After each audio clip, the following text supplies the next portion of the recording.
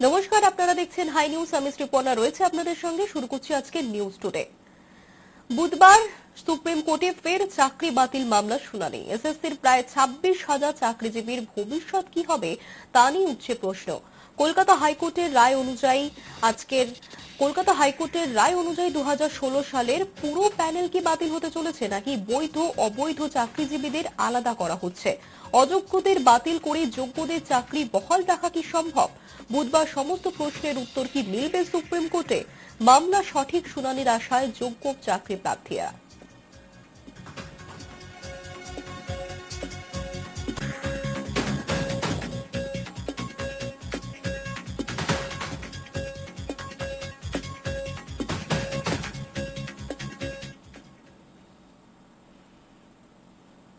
বেআইনি নির্মাণের বারবারন্তে কলকাতা কি তাসের ঘরে পরিণত হয়েছে? গার্ডেন ব্রিজ বিপর্যয়ের পর প্রশ্নটিকে আরো জোরালো করল বাঘা যতীনের ঘটনা। ভর দুপুরে জনবহুল এলাকায় ভেঙে পড়ল 4 তলা আবাসন। অভিযোগ উঠছে, প্রায় 11 বছর আগে তৈরি এই অ্যাপার্টমেন্ট জলাভূমি বুঝিয়ে তৈরি হয়েছিল। 3 তলার অনুমতি থাকলেও তা বাড়িয়ে করা হয়েছে 4 তলা, আর সেই কারণেই বিপত্তি। আর এই ঘটনায় ক্ষুব্ধ এলাকাবাসীরাও।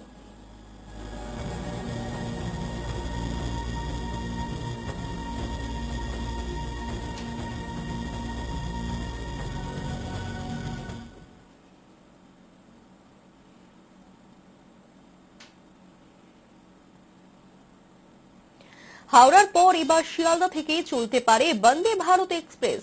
মাস তিনেকের মধ্যে কাজ চালানোর উপযোগী পরিকাঠামো তৈরি হয়ে গেলে শিয়ালদার ভাগ্যে বন্দে ভারত এক্সপ্রেসের শিকে ছিটতে পারে বলে জানাচ্ছেন রেল কর্তারা।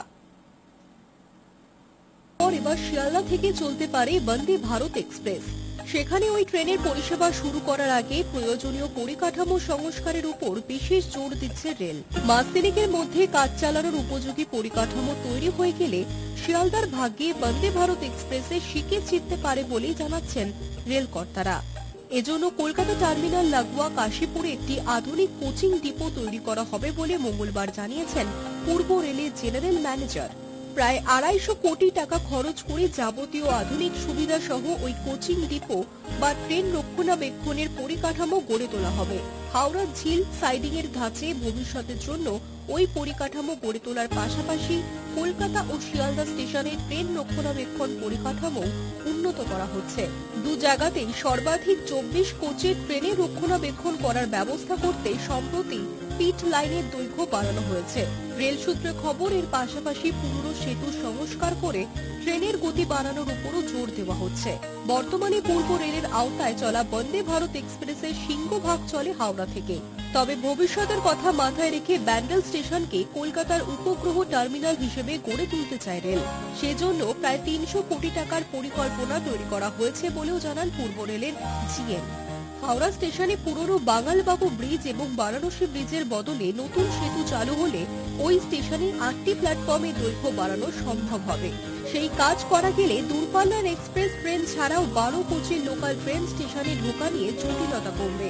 আগামী 3 মাসের মধ্যেই হাওড়া নয়াদিল্লি পথের একাংশে কবচ প্রযুক্তির মহড়া শুরু হতে পারে বলেও জানিয়েছেন জিএম। চলতি 2024-2025 অর্থবর্ষে পূর্ব রেল পণ্য পরিবহন খাতে 28% আয় বাড়িয়েছে। লোকাল ট্রেনের সময়ানুবর্তিতা উন্নত করতে 200টি ট্রেনকে বেছে নিয়ে পরিস্থিতি বদলানোর চেষ্টাও করা হয়েছে। বিভিন্ন জায়গায় রেল লাইনের উপর উড়ালপুল নির্মাণ নিয়েও একাধিক ক্ষেত্রে কিছু জটিলতা থেকে গিয়েছে বলেও জানিয়েছেন তিনি। Hi News Network. নজর রাখবো আজকের ওয়েদার আপডেটে। রাজ্যে ঢুকছে উত্তরের হাওয়া। আপাতত বৃষ্টির সম্ভাবনা নেই দক্ষিণ রাজ্যে। অধিকাংশ জেলাতেই দাপাবে কুয়াশা। বুধবার কাটতে চলেছে পশ্চিমী ঝঞ্ঝার বাধা। ফের উত্তরে হাওয়ার গতিপথ অবাধে বুধবার রাত থেকেই। সপ্তাহান্তে ফের জাকিয়ে শীত। বঙ্গে 4 থেকে 5 দিন স্থায়ী হতে পারে শীতের লাস্ট ইনিংস। শনিবারের মধ্যে 2 থেকে 3 ডিগ্রি পারদ পতনের সম্ভাবনা। কলকাতায় পারদ আরও একবার নামতে পারে 13 ঘরে। দক্ষিণবঙ্গে পশ্চিমী ঝঞ্ঝা কিছুটা দুর্বল হওয়ায় সার্বিকভাবে পারদ জেলায় জেলায় কিছুটা নিম্নমুখী। ফলে দিন ও রাতের তাপমাত্রা সামান্য কমছে সব জেলায়। প্রায় সব জেলাতেই সকালে হালকা থেকে মাঝারি কুয়াশার সম্ভাবনা বেশি থাকবে পশ্চিম বর্ধমান, বীরভূম, মুর্শিদাবাদ, নদিয়া জেলাতেও। কলকাতা সহ বাকি জেলাতেও সকালের দিকে হালকা কুয়াশার সম্ভাবনা। আপাতত দক্ষিণবঙ্গের কোথাও বৃষ্টির সম্ভাবনা নেই। শীতের লাস্ট ইনিংসের সূচনা হবে শুক্রবারের পরে। উত্তরবঙ্গে ঘন কুয়াশার সতর্কতা বার্তা। দার্জিলিং, জলপাইগুড়ি, কোচবিহার, উত্তর ও দক্ষিণ দিনাজপুর এবং মালদা জেলাতেও ঘন কুয়াশার দাপট। বেশিরভাগ জেলাতেই দৃশ্যমানতা 200 মিটারের নিচে থাকবে। আগামী 24 ঘন্টায় তাপমাত্রা কিছুটা কমতে পারে। 4 থেকে 5 দিন এইরকমই থাকবে পারদ। সপ্তাহান্তে আরও কিছুটা নামবে তাপমাত্রা। কলকাতায় বুধবার সকালে হালকা কুয়াশার সম্ভাবনা, পরে মূলত আকাশ পরিষ্কার। সর্বোচ্চ ও সর্বনিম্ন তাপমাত্রা 24 ডিগ্রি থেকে 16 ডিগ্রির মধ্যে থাকবে।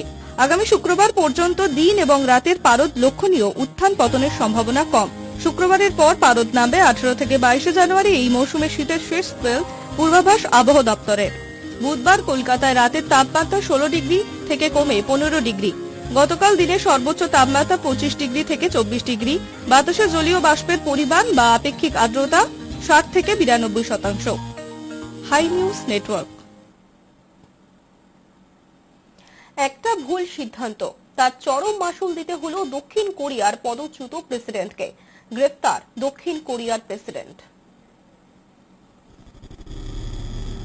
একটা ভুল সিদ্ধান্ত, তার চরম মাসুল দিতে হলো দক্ষিণ কোরিয়ার পদচ্যুত প্রেসিডেন্টকে। গ্রেফতার ইয়ন সুক ইয়ল। মার্শাল ল ঘোষণার জন্য তাকে গ্রেফতার করা হয়েছে।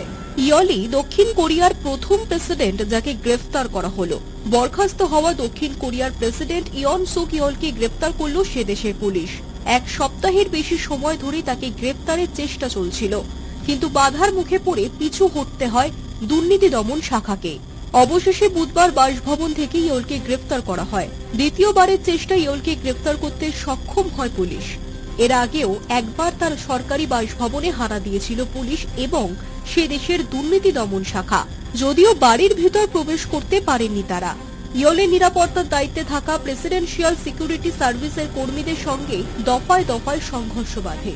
বুধবারও একই ঘটনার পুনরাবৃত্তি হয়। পুলিশের সঙ্গে হাতাহাতিতে জড়ান ইয়লের নিরাপত্তারক্ষীরা। কয়েক ঘন্টা টানাপোড়েন চলে দুপক্ষের মধ্যে। অবশেষে তাকে হেফাজতে নিতে সক্ষম হয় পুলিশ। যদিও ইয়ল দাবি করেন তিনি সবসময় তদন্তকারীদের সঙ্গে সহযোগিতা করতে প্রস্তুত ছিলেন, তবে তার এই গ্রেফতারির দেশে আইনের শাসন ভেঙে পড়ার উদাহরণ বলেও মন্তব্য করেছেন ইয়ল। তার আইনজীবীর কথায় ইয়ল বুধবারই ব্যক্তিগতভাবে দুর্নীতি তদন্ত অফিসে হাজিরা দেবেন বলে ঠিক করেছিলেন, কিন্তু তার আগে ইয়লকে এভাবে গ্রেফতার করা দেশবাসীরা ভালোভাবে নেবেন না বলেই জানিয়েছেন তার আইনজীবী।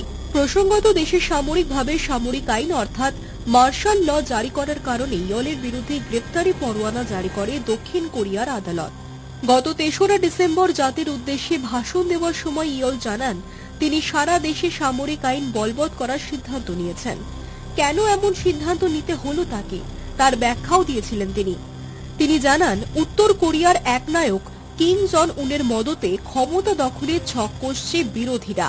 তার ব্যাখ্যা ছিল দেশকে কমিউনিস্ট আগ্রাসন থেকে সুরক্ষা দিতে এবং রাষ্ট্রবিরোধী শক্তিকে নির্মূল করতেই দক্ষিণ কোরিয়া সামরিক আইন জারি করেছে।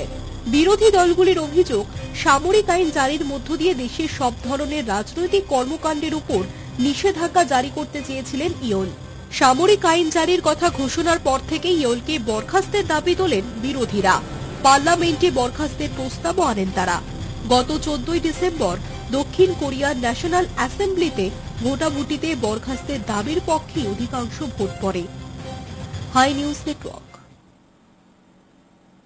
নিউজটা এখনকার মতো এই পর্যন্তই। দেখতে থাকুন হাই নিউজ, নির্ভীক নিরপেক্ষ।